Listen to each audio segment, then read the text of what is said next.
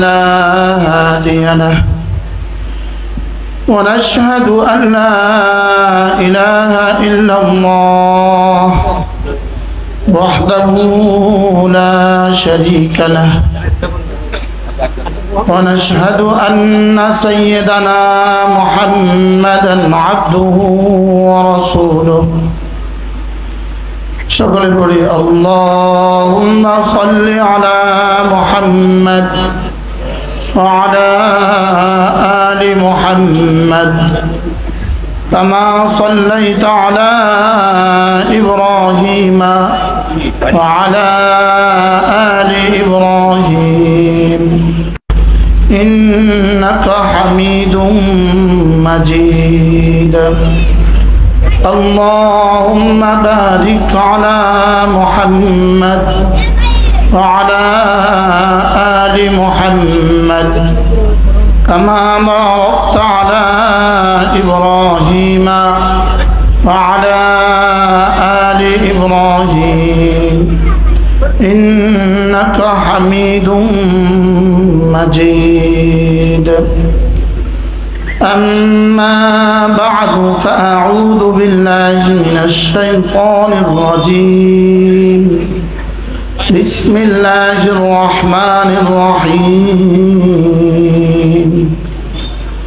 شكرا الحمد لله رب العالمين الرحمن الرحيم مالك يوم الدين إياك نعبد وإياك نستعين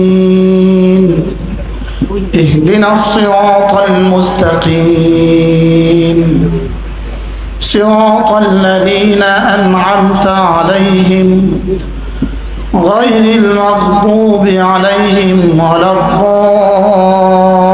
الضالين آمين صدق الله مولانا العظيم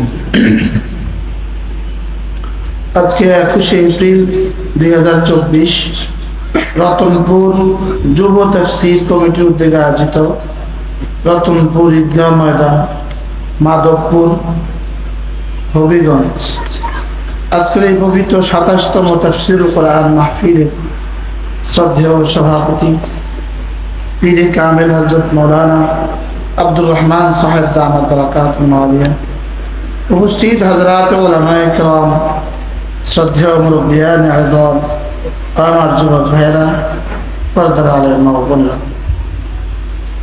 আল্লাহ তাআলার অগণিত অসংখ্য প্রশংসা যিনি দয়া করে মেহেরবানি করে আমাকে আর আপনাকে কুরআনে কারীমের নিসবতে দাওয়াত ও তাবলীগের নিসবতে জিক্র ও ফিকরের নিসবতে একত্রিত হয়ে কুরআনে কারীম থেকে কিছু কথা বলার শোনার তৌফিক দান করেছেন এই জন্য বলি আলহামদুলিল্লাহ। এখানে আমার বিষয় লিখে দেওয়া হয়েছে সূরা ফাতিহা। অল্প সময় আমি আমার উপরে অর্পিত বিষয়ের আলোকে আপনাদের সামনে দু চারটা কথা আলোচ করব ইনশাআল্লাহ। সূরা ফাতিহা এমন একটি সূরা যে সূরা রব্বে কারীম রাসূল কারীম সাল্লাল্লাহু তাআলা আলাইহি ওয়াসাল্লামের জন্য বিশেষ উপহার দিয়েছেন। আল্লাহর নবী বলেন সূরা ফাতিহার মতো কোন সূরা কোন নবীদের উপরে অবতীর্ণ হয় নাই। আর সূরা বাকারার শেষ 3 আয়াতে কারিমা এই 3 আয়াত এবং সূরা ফাতিহা আর কোন নবীদের উপরে অবতীর্ণ হয়। একবার রাসূল কারীম সাল্লাল্লাহু তাআলা আলাইহি ওয়াসাল্লাম বাইতুল্লাহ হাতিমে কাবাতে বসা ছিলেন। এমন সময় কিছু সাহাবায়ে কেরাম সাথে ছিলেন। জিবরিল আলাইহিস সালাম তাশরীফ নিয়ে আসলেন। হঠাৎ করে আকাশ থেকে খট করে কি যেন খোলার আওয়াজ হলো। সাহাবায়ে কেরাম সেদিকে তাকালেন, রাসূল সেদিকে তাকালেন, কিছুই দেখলেন না। একটু পরেই জিবরিল বললেন, ইয়া রাসূলুল্লাহ, একটু আগে যে আওয়াজ হলো এই আওয়াজটা কিসের ছিল? রাসূল বললেন আমি বুঝি নাই কিসের আওয়াজ ছিল।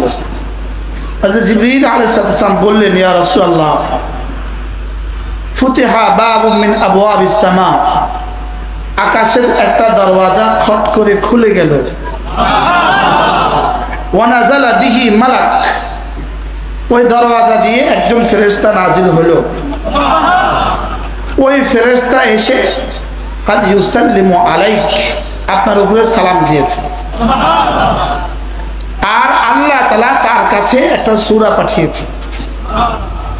কোন ফেরেশতা রাসূলের সাথে কথা বলতেন না, ওই ফেরেশতা জিবরিলকে শোনালেন, জিবরিল রাসূলকে শোনালেন। এই সূরাটা ছিল সূরাতুল ফাতিহা। এবার জিবরিল আলাইহিস সালাম বললেন ইয়া রাসূলুল্লাহ নাযালা বিহি আনিফান সূরাতুন, এই মুহূর্তে আপনার কাছে আপনার উপরে একটা সূরা নাযিল হয়েছে।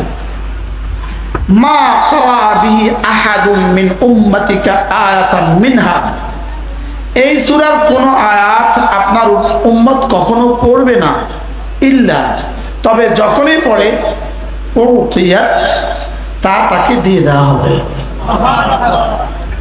এজন্য সূরা ফাতিহা এক সূরা যেটা রব্বে কারীম একজন মুসলমানের উপরে প্রতিদিন 32 বার ওয়াজিব করেছেন। একটা সূরা প্রতিদিন 32 বার পড়া ওয়াজিব। বলেন কতবার পড়া ওয়াজিব? 32 বার পড়া এই সূরাটা ওয়াজিব।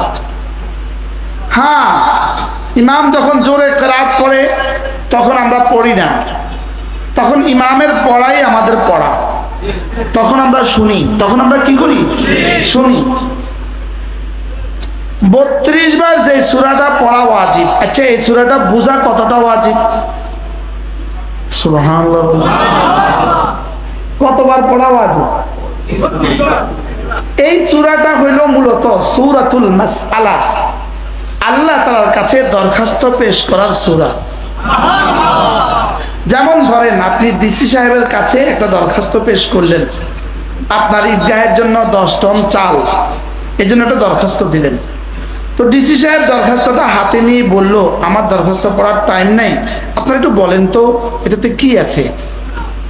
আপনারা বললেন আমরা জানি না। আচ্ছা, এই দরখাস্তটা ডিসি সাহেব কি করবে বল? এটা ফেলে দিবে। পাগল, দরখাস্ত নিয়ে আসছেন কিছু জানেন না, দরখাস্ত নিয়ে আসছেন কিছু কি জানেন না। এই সূরাটা সূরাতুল মাসআলা, দরখাস্তের সূরা। সূরাটা সূরাতুল শিফা, শিফার সূরা। সূরাটা সূরাতুস সালাহ, নামাজের সূরা। সূরাটা সূরাতুল দুআ, দোয়ার সূরা। আপনি কিছু বুঝলেন না, আপনি কিছু কি বুঝলেন না। এই জন্য একটুখানি বোঝাও তো দরকার। এই সূরার মধ্যে 7টা আয়াত আছে। কয়টা আয়াত? বলেন কয়টা আয়াত? 7টা আয়াত। এই সূরাটাকে 2 বার নাজিল হয়েছে, এই জন্য সূরাটার আরেকটা নাম মাসানি। মাসানি, মাসানি মানে 2 বার। মাসানি মানে কয়বার? 2 বার। কি বলে? আর যদি 2 বার নাজিল হওয়ার রওয়ায়াতটা দুর্বল হয়, তাহলে মাসানির তরজমা হলো এই সূরাটা যেহেতু বারবার পড়া হয়, এজন্য সূরাটার নাম সূরাতুল মাসানি। কি নাম বলেন? মাসানি। এই সূরাটা, এই নামটা স্বয়ং আল্লাহ তাআলা দিয়েছেন। সাবআন মিনাল মাসানি, আমি আপনার উপরে আয়াত বিশিষ্ট একটা সূরা পাঠিয়েছি, যে সূরার নাম মাসানি। যে সূরার নাম কি? যে সূরাটা বারবার পড়া হয়। কি করা হয়? বারবার পড়া হয়। মূলত এই সূরার মধ্যে মূল আলোচ্য বিষয় হলো 4টা। বলেন কয়টা? মূল আলোচ্য বিষয় কয়টা? 4টা। একটা দরখাস্তের মধ্যে, দরখাস্তের জন্য যে ফর্মা থাকে, ফরম থাকে, এটার মধ্যে 4টা জিনিস আছে। 4টা। 1 নাম্বার হলো প্রথম কথা, কাকে লক্ষ্য করে বললেন?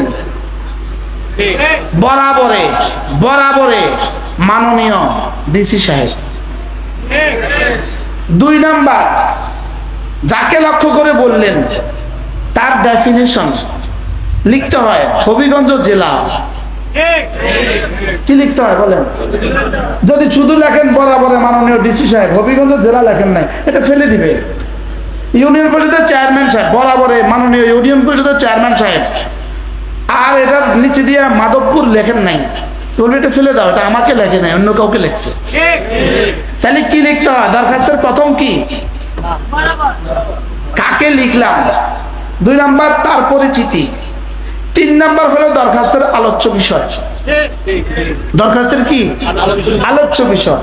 আর 4র্থ নম্বর হলো আবেদনকারী, আবেদনকারীর স্বাক্ষর। আবেদনকারী কি বলেন? স্বাক্ষর। এই সূরার মধ্যে 1 নাম্বার দরখাস্তের 1 নাম্বার, কাকে দরখাস্ত করছি? সূরার 1 নাম্বার শব্দ আলহামদুলিল্লাহ, বলেন আমি দরখাস্ত করছি আল্লাহকে। দরখাস্ত করছি কাকে? এবার ডেফিনেশন, রব্বিল আলামিন, সুবহানাল্লাহ। এবার তার পরিচিতি, আমি যাকে খেতাব করছি তিনি আল্লাহ, আমি যাকে লক্ষ্য করে বলছি তিনি আল্লাহ। তিনি কে? তিনি আল্লাহ। আর তিনি কোথাকার?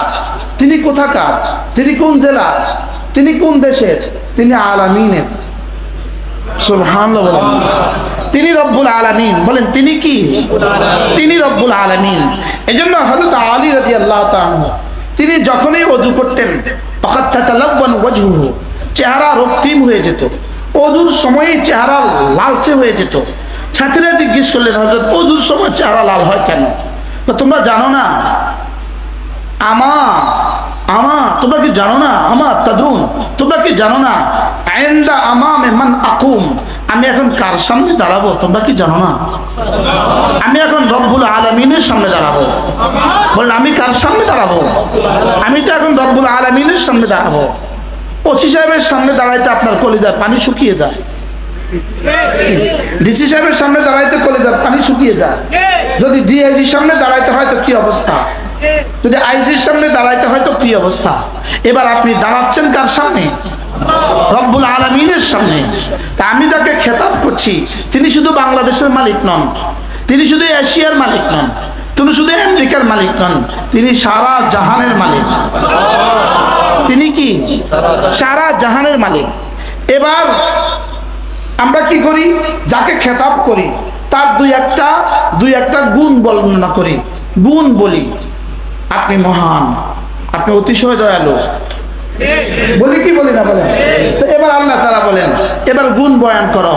মা আর রহমানির রহিম, বলেন আর রহমানির রহিম, মালিক ইয়াউমিদ্দিন, আর রহমানির রহিম, বলেন আর রহমানির রহিম, মালিক ইয়াউমিদ্দিন।